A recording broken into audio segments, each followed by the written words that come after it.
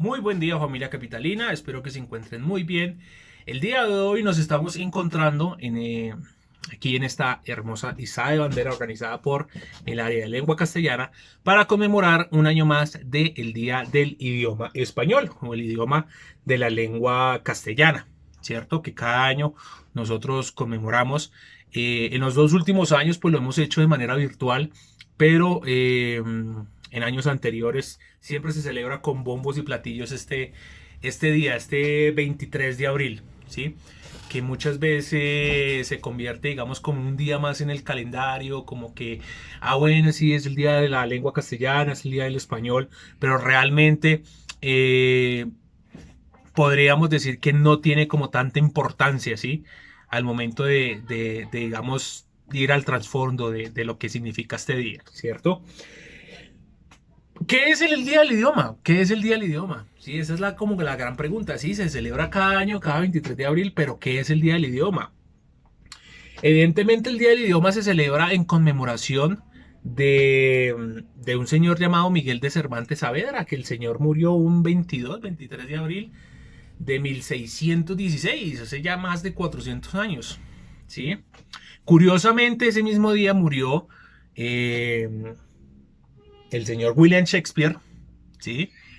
Entonces, por lo tanto, también se conmemora el Día de la Lengua Inglesa, ¿sí? O sea, no solo es el Día de la Lengua Española, sino también está el Día de la Lengua Inglesa el mismo 23 de abril, ¿sí? Pero ¿por qué es tan importante? Si este man murió hace 400 años, 1916, más de 400 años ya, ¿por qué es tan importante? Yo no, mentiras, 500 años ya, ¿sí? 1600 a 1700, 800 a 1900. Ah, no, sí, 400 años. Pero ¿por qué es importante este señor Miguel de Cervantes Saavedra? ¿Por qué la muerte de este señor es tan importante?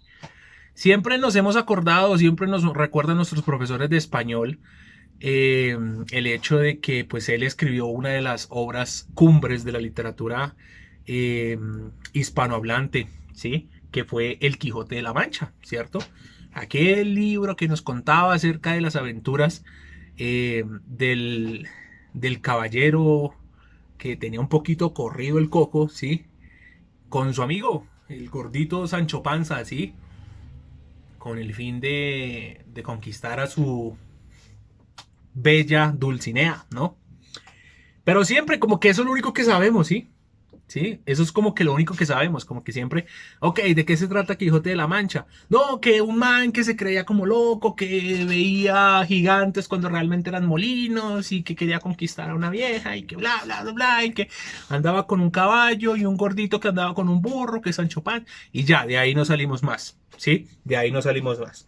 Evidentemente, Cervantes Saavedra puede ser que esa sea, digamos, como su obra más predominante, pero evidentemente pues no fue la única obra que él escribió, ¿sí? O sea, el legado de Cervantes Saavedra no solo se basa en esa novela que él escribió, que pues se convirtió en lo suficientemente popular por el hecho de marcar un antihéroe, ¿cierto? Un héroe no convencional, en comparación, digamos, a las novelas que se escribían en esa época, que siempre marcaban al héroe, que en esa época y hoy en día, ¿sí? Que siempre está el héroe, el fuerte, que quiere salvar a la princesa o quiere rescatar y ser coronado rey, etcétera, etcétera. El hecho de que este Quijote de la Mancha eh, sea pues como un personaje protagonista de una novela y sea todo lo contrario a lo convencional, ¿sí? Pues es lo que como que lo convierte un poco atractivo. Y este ejemplo nosotros lo podemos ver en muchísimas producciones televisivas y en el cine hoy en día. Tenemos, por ejemplo, Betty la Fea, tenemos, por ejemplo, hasta Pedro el Escamoso, ¿sí? Tenemos Deadpool, ¿sí? Que es un superhéroe totalmente fuera, digamos, de lo convencional, ¿cierto? Entonces, este ejemplo, no estoy diciendo que estas películas o estas obras estén basadas en el Quijote de la Mancha, pero como tal, sí siguen una premisa que Cervantes Saavedra, con el libro Don Quijote de la Mancha, pues dio como un punto inicial a a ese campo, ¿cierto? A ese ámbito nuevamente que pues tanto en 1600 como hoy sigue rompiendo pues los esquemas establecidos por la sociedad en la cual nosotros vivimos. Sin embargo, pues Cervantes Saavedra escribió otros libros, ¿sí? Otros libros que también fueron muy buenos. Tenemos, por ejemplo, la Galatea, que fue publicada en 1585. Tenemos, por ejemplo, la Gitanilla, también, que fue escrita en 1585 también. Tenemos, ¿qué otro por acá? Tenemos el Rinconete y Cortadillo, ¿sí? También otra obra de él. El Coloquio de los Perros, ¿sí? Tenemos el Celoso Extremeño, ¿sí? Se ve interesante, un poco radical. La Ilustre Fregona, ¿sí? Tenemos también ese libro. El Viaje del Parsano, que fue escrito en 1614. Tenemos, ¿qué más? Los Trabajos de Persiles y Sigismunda, ¿sí? Entonces, evidentemente, no solo se trata de que el día del idioma se narre o se cuente la vida no, no, como que se narre acerca del Quijote de la Mancha y se alabe simplemente el Quijote de la Mancha, sino que también se alaba, digamos, toda la obra de Cervantes Saavedra. ¿Cierto? Pero entonces aquí es donde entramos de por qué este señor y sus obras y su libro más popular, pues es como tan importante tantos años después. Evidentemente debemos de reconocer que la lengua castellana en este mundo globalizado pues también ha sido un poco subvalorada, ¿sí? Ha sido un poco echada un poquito al costal como que, bueno, el español y ya. Pero realmente dentro de este mundo globalizado nosotros podemos ver que la lengua castellana pues se ha convertido en una lengua bastante importante, tal punto de que a medida de que pasen los años y a medida de que el mundo y las migraciones vayan sucediendo, pues evidentemente van habiendo mezclas de idiomas y el español está ahí metido, ¿cierto? En varios estudios y de hecho en muchas películas y en muchas series que tal vez ustedes han visto, se ha visto un fenómeno importante en Estados Unidos, que es el Spanglish, ¿sí? Creo que hay una película de Adam Sandler que habla acerca de eso, ¿sí? De cómo el Spanglish está invadiendo las escuelas, está invadiendo los barrios debido pues a la migración latina hacia los Estados Unidos y que paulatinamente pues eso se convertirá en una... hoy en día pues lo ven como una problemática, ¿cierto? Por el hecho, digamos, de afectar las raíces del idioma inglés que se da en Estados Unidos, pero paulatinamente eso va a llegar a ser como una segunda lengua, ¿sí? Una segunda o tercera lengua dentro de un país de que queramos o no, pues es uno de los más influyentes alrededor del mundo, ¿sí? Otros países como China, ¿cierto? Están bastante interesados en los negocios hacia este lado del mundo, hacia Latinoamérica, por lo tanto, pues, digamos, este proceso de globalización también ha permitido tanto de que habitantes de China aprendan español como gente de Latinoamérica hispanohablante tenga que aprender o vea la necesidad de aprender lenguas de pronto que para nosotros puede ser un poco compleja como el mandarín, ¿cierto? Como el japonés, el idioma nipón, como el coreano, ¿cierto? Y esto también lo podemos ver en la música, ¿cierto? Que hoy en día y bandas coreanas pues se están popularizando aquí en Latinoamérica, ¿cierto? Y lo mismo sucede con los artistas latinoamericanos que son totalmente populares en países del Extremo Oriente, de Asia, eh, artistas como J Balvin, ¿cierto? Artistas del K-Pop como BTS. Entonces están totalmente globalizados. Entonces el hecho, digamos, de como que sentir que nuestra lengua está un poco por debajeada, pues no es del tanto así. No es del tanto así, porque si nosotros vemos desde una perspectiva exterior, la lengua castellana pues se convierte en una herramienta muy importante a nivel global, ¿sí? Que tal vez nosotros, tal vez por ser nuestra lengua materna, la maltratamos, porque eso la maltratamos un montón.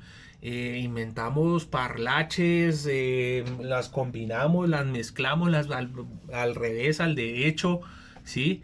Y evidentemente, a pesar de que digamos eso, de que se está maltratando, es la evolución del lenguaje, ¿sí? Y el lenguaje se va yendo o va evolucionando, ¿cierto? Constantemente de acuerdo pues al contexto sociocultural de nosotros, de los que hablamos esta lengua, ¿cierto? Evidentemente pues la manera en que nosotros nos expresamos no es la misma manera en que se expresaban nuestros papás, nuestros abuelos, ¿cierto? A pesar de que estamos con el mismo idioma. ¿Sí? Es que es más, ni siquiera en los mismos grupos culturales o en los mismos grupos lingüísticos, comunidades lingüísticas, se puede evidenciar que el lenguaje que nosotros utilizamos aquí en Bogotá cambia sustancialmente al lenguaje que de pronto se utiliza en un contexto como Medellín o un contexto como Barranquilla, ¿sí? Que evidentemente nos plantea términos diferentes, jergas diferentes, ¿cierto? Palabras que nosotros usamos y para ellos son, eh, tienen un significado totalmente diferente, ¿cierto? Entonces, a partir, digamos, y eso que estamos en el mismo país, ¿sí? Eso que no estamos hablando de comparar el idioma de Colombia con el idioma de Argentina o de Bolivia, sino que estamos comparando esas comunidades lingüísticas de Bogotá, de Medellín, de Cali, de Barranquilla, ¿cierto? De La Guajira, de Santander. Y es más, aquí en Bogotá también existen esas comunidades lingüísticas que tienen sus características y que las hacen diferentes pues a otras comunidades, ¿sí?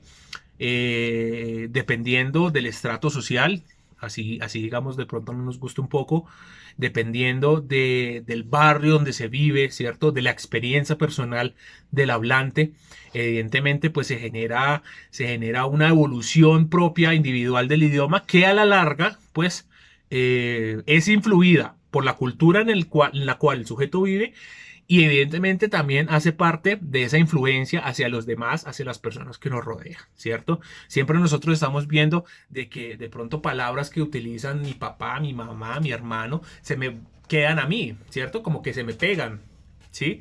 Y evidentemente pues eso sucede cuando nosotros hablamos con alguien exterior a nuestra familia, que entonces nosotros utilizamos esas palabras y las llevamos a un contexto de pronto y a alguien más se le pega esa palabra y así sucesivamente pues se va evolucionando y se va distribuyendo todas esas jergas que de pronto nos podemos generar a través de la comunicación desde, así sea desde una clase, desde un buenos días hasta, pues, evidentemente los discursos ya un poco más extensos, ¿cierto?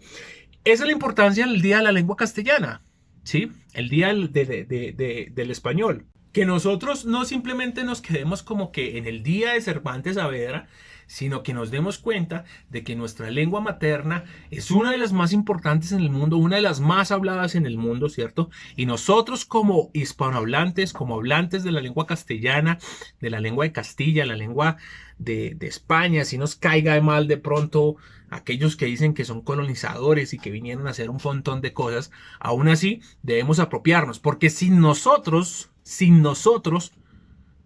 los latinoamericanos, ese idioma no hubiera evolucionado. Desen cuenta de eso, de la importancia de nosotros haber adquirido, digamos, esa, que en su momento pues fue una segunda lengua y ya pues paulatinamente fue convirtiéndose en una lengua materna, ¿sí? No por debajemos el español, es una lengua muy importante, ¿cierto? Y celebrarla una vez al año no simplemente se convierte en una celebridad más, ¿sí? Sino que también entrar en conciencia de cómo el idioma cada día está evolucionando, cada segundo de nuestras existencias está evolucionando, ya sea para bien o sea para mal. Se está combinando, se está construyendo principalmente, ¿cierto? Porque aspectos como el idioma, como el lenguaje, se construyen, ¿sí? Están en constante construcción y nunca van a dejar de construirse, ¿sí? Muestra de esto, les voy a dejar un fragmento chiquitico de cómo en cierta cantidad de tiempo la lengua castellana evolucionó. ¿Cómo evolucionó? Me lo encontré en TikTok y me pareció muy interesante mostrárselos. How Spanish evolved over time. In loco manicae, cuius nomen reminisci nollo. En uno luogo degli Amanze, cuyos nombres non quiero acordarme. En uno luogo degli Amanza, cuyo nombre non quiero acordarme. En un lugar de la Mancha, de cuyo nombre no quiero acordarme. En un lugar de la Mancha, de cuyo nombre no quiero acordarme. Evidentemente, aquí vemos cómo evolucionó en ciertos años esa lengua y ese fragmento que de hecho pues hace parte de, ¿De qué? De la obra cumbre de Cervantes Saavedra, ¿sí? Entonces, probablemente nuestros nietos, bueno, mis nietos y sus, no, sí, mis hijos y sus nietos, ¿sí? Más o menos, quedarán pues hablando otro, otra evolución de nuestro lenguaje español, probablemente usen nuevas palabras o el lenguaje pues evolucione, ¿cierto? Además del nuevo vocabulario pues que se usa constantemente, ¿listo? Entonces, importante, esto no es un día cualquiera, es un día muy importante académicamente hablando y culturalmente hablando. El Día del Idioma no es una fecha más, es algo en el cual nosotros nos debemos sentir orgullosos de hablar esta lengua que se habla en la mitad del mundo, ¿sí? Y además, muchos extranjeros dicen que es el idioma más bonito del mundo. No sé, ustedes ya opinarán de eso, ¿listo? Muchísimas gracias chicos, espero que pues estas palabras como que les haya hecho algo interesante y que hayan aprendido un poquito de esto, ¿listo? Muchísimas gracias por su atención. Nos vemos el siguiente año en el Día del Idioma, ¿listo? No se olviden, Día del Idioma, 23 de abril, el mejor día del año para nuestra comunicación. Chao chicos, cuídense.